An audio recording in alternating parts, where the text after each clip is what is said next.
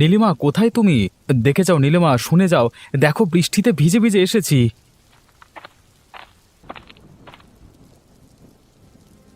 আরে ছাতার মাথা, তুমি আবার এখানে হাজির হলে কেন? আর কোথাও যাওয়ার জায়গা ছিল না? এরকম করে বলছেন কেন আমাকে? আমি তো এবারই জামাই। এই জামাই হওয়ার কত যে দায়িত্ব তুমি পালন করেছো সেটা তো দেখতেই পাচ্ছি।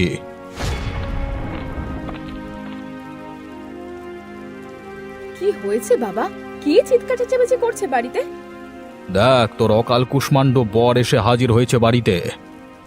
নিশ্চয়ই শহরে নিজের পেটে রোজগার করতে পারেনি, তাই ভিখিরির মতো বৃষ্টিতে ভিজে ভিজে হাজির হয়েছে এখানে। তুমিও আমাকে অপমান করলে এভাবে নীলিমা। তুমিও তো আমাকে ভালোবেসে বিয়ে করেছিলে। ভালোবাসা জানলে গোলে পালিয়ে গেছে। ভালোবাসা জানলা দিয়ে গোলে পালিয়ে গেছে। যার খাওয়ানোর মুরত নেই তার মুখেই ভালোবাসার কথা মানায় না। আমাকে অন্তত বাড়ির ভেতরে আসতে দাও নীলিমা। ঠিক আছে, এখনের মতো এসে যাও, তবে যত তাড়াতাড়ি সম্ভব বিদায় নেবে ততই মঙ্গল।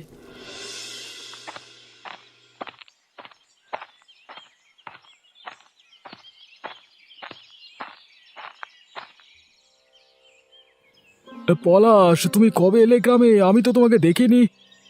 কি করে আর দেখবে, এলাম তো এই সকালে। কিন্তু তা বলে এরকম শুকনো মুখে ঘুরে বেড়াচ্ছ কেন? গ্রাম ভালো লাগছে না বুঝি?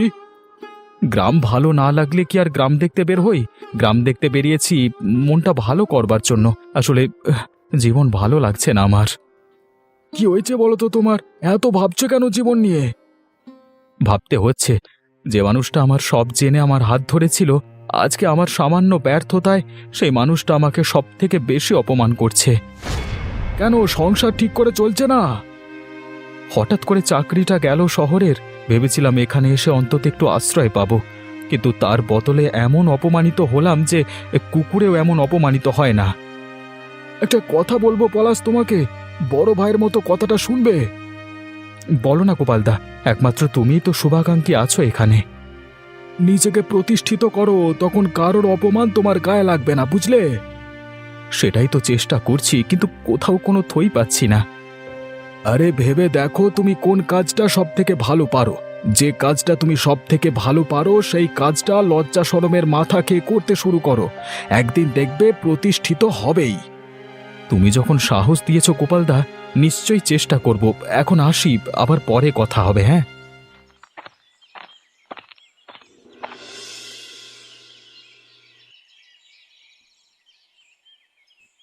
তুমি এই বাড়িতে বসে বসে খেলে কত টাকার অন্ন ধ্বংস করো সেটা জানা আছে তোমার? সেই জ্ঞান যদি তোমার থাকতো তাহলে কি আর ভিখিরির দশা এই বাড়িতে আশ্রয় নিত? আর কতদিন তুমি এভাবে বসে বসে খাবে বলো তো? একটা মানুষ এসে পড়ায় কি আপনাদের খুব অসুবিধা হচ্ছে? তাহলে কি আমি চলে যাব? এমন করে কথা বলছো যেন জগৎ উদ্ধার করে ফিরে আসবে, যেন আসার পর সারা গ্রাম তোমাকে মাথায় করে রাখবে। না, তোমাদের যদি এতই ক্ষতি করে থাকি তাহলে আমার আর তোমার ভার বওয়াটা উচিত নয়। তাহলে চাও না কিছু করে দেখাও দেখি নিজের দমে। ঠিক আছে, আমি প্রতিজ্ঞা করছি, আমি নিজের পায়ে দাঁড়াবো এবং নিজেকে প্রতিষ্ঠিত করব। মুখের কথায় তো তুমি বাগ মারতে পারো, দেখবো কতটা সত্যি করে দেখাতে পারো। চেষ্টা নয়, সত্যি আমি এবার করে দেখাবো, এবং সেটাই হবে আমার এই অপমানের প্রতি উত্তর।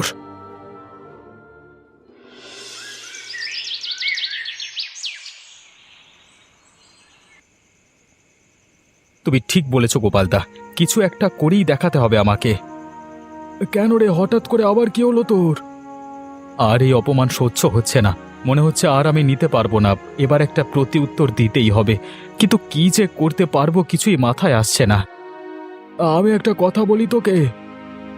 বলো না, তুমি বললে আমি সেটাই শুনবো। আমি জানতাম তুই ঝালমুড়ি বানাতে পারিস খুব ভালো, আমাকে অনেকবারে বানিয়ে খাইয়েছিলিস। এই বর্ষার দিনে তুই যদি ঝালমুড়ি বানাতে পারিস তাহলে লোকে কিন্তু পছন্দ করবে।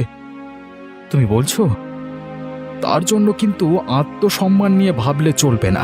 দেখ, জীবনে যারা প্রতিষ্ঠিত হয় তাদের আত্মসম্মান নিয়ে ভাবলে চলে না। দেওয়ালে পিঠ থেকে গেলে আর আত্মসম্মান। তুমি যখন এটা বলেছো তখন আমি করবই, এবং আমি বিশ্বাস করি যে যদি আমি মানুষের মন জয় করতে পারি তাহলে সাফল্য আসবেই। তোর জন্য আমার শুভকামনা রইল। তুই যদি সফল হোস, আমার থেকে বেশি আর কেউ খুশি হবে না।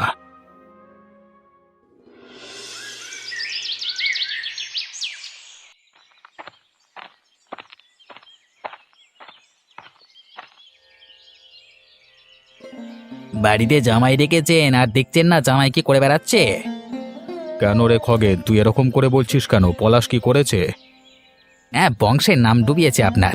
যে বংশ গ্রামের মধ্যে এত নামি দামি, সবাই সম্মান করে মাথা নত করে যে বংশের সামনে, সেই বংশে জামাই হয়েছে রাস্তায় রাস্তায় ঝালমুড়ি বিক্রি করে বেড়াচ্ছে। হ্যাঁ, কি বললি তুই? তার এত বড় সাহস, সে আমার ঘরের জামাই হয়ে ঝালমুড়ি বিক্রি করে?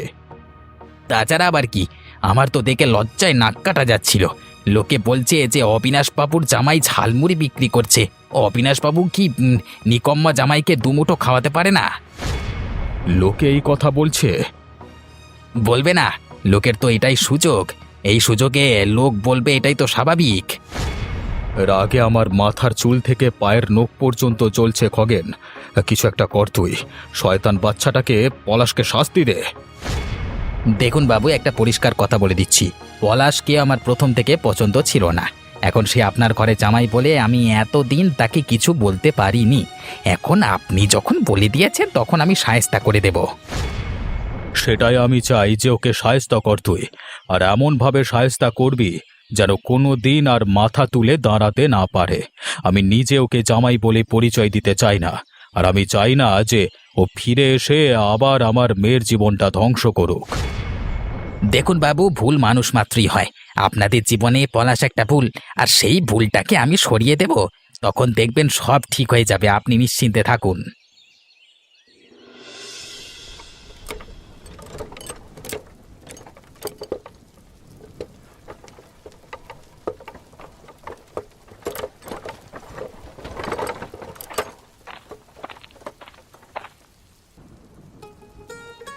আরে দাঁড়া পলাশ, এত তাড়াহুড়ো করে কোথায় যাচ্ছিস? কি হলো, তুমি আমার রাস্তা আটকালে কেন? আজকাল ঝালমুড়ি বেচে তো প্রচুর মাল কামাচ্ছিস। নিজে উপার্জন করবার চেষ্টা করছি, নিজের পায়ে দাঁড়ানোর চেষ্টা করছি। তাতে তোমার হিংসা করবার কিছু নেই। আমি কেন হিংসে করতে যাব? কিন্তু তুই যার বাড়িতে থাকিস, খাস, যার অন্ন ধ্বংস করিস, সে তো পছন্দ করছে না জিনিসটা।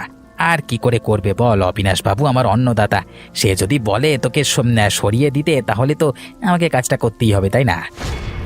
মানেটা কি? তুমি চাও কি? দেখ ভাই পলাশ, তোর সাথে আমার অনেক পুরনো সম্বন্ধ, শত্রুতার। তাই আমি চাইছি শত্রুতাটা একেবারে শেষ করে দিতে। কিভাবে? এই দেখ।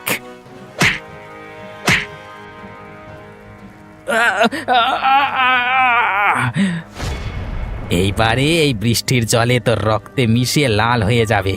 সকাল হতে হতে তোর শরীরের সব রক্ত ধুয়ে চলে যাবে। তবে চিন্তা করিস না, আমি তোকে এমনভাবে মরতে দেব না। হ্যাঁ, চল তোকে এই অবস্থায় জলে ফেলে দিই, কারণ এভাবে মরলে আবার লোকে দেখলে অনেক কিছু ভাবতে পারে।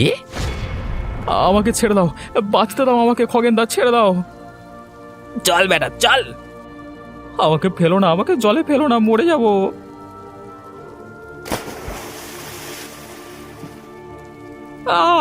ডুবে যাচ্ছি, ডুবে যাচ্ছি, বাঁচাও। এতদিনে বেটার উপযুক্ত শাস্তি হয়েছে। হ্যাঁ, যাই অবিনাশ বাবুকে খবরটা দিয়ে আসি।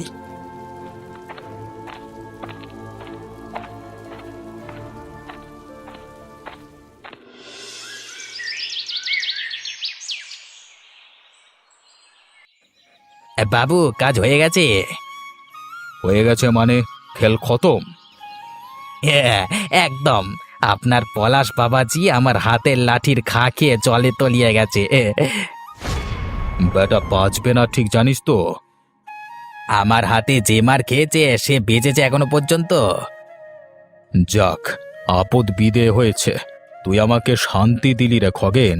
এবার একটু শান্তিতে মান সম্মান নিয়ে বাঁচতে পারবো। আপনি সুখে শান্তিতে থাকবেন, সেটাই আমি চাই। এবারে বল, তুই কত নিবি? জাত শত্রু বিদে হয়েছে, এটাই আনন্দের। এর থেকে বেশি কি আর চাই? আপনি বরং আমাকে একদিন ভালো করে আপনার মেয়ে মানে নীলিমা দিদিমণির হাতের মাংসের ঝোল খাওয়াবেন এই খুশিতে। হ্যাঁ, বর্ষার দিনের মাংসের ঝোল খেতে বড়ই মজা লাগে। তুই যেদিন বলবি সেদিন খাওয়াবো তোকে। এত বড় বিপদ থেকে তুই আমাকে উদ্ধার করেছিস। শয়তান পলাশটাকে তুই খুন করেছিস, এতেই আমি শান্তি পেয়েছি। এটি কি শুনছি আমি? আমি যে নিজের কানকেও বিশ্বাস করতে পারছি না। হায় হায় হায়, এরা মানুষ না পিশাচ? আমি মানুষটাকে কোনোদিন মন থেকে ঘৃণা করিনি। হ্যাঁ, আমি ওর সামনে রাগ দেখিয়েছি যাতে ওর জীবনে উন্নতি হয়, কিন্তু এরা মানুষটাকে মেরে ফেললো। না না, সে মরতে পারে না, আমি বিশ্বাস করি না। এখন বুঝতে পারছি আসলে কে প্রতারক।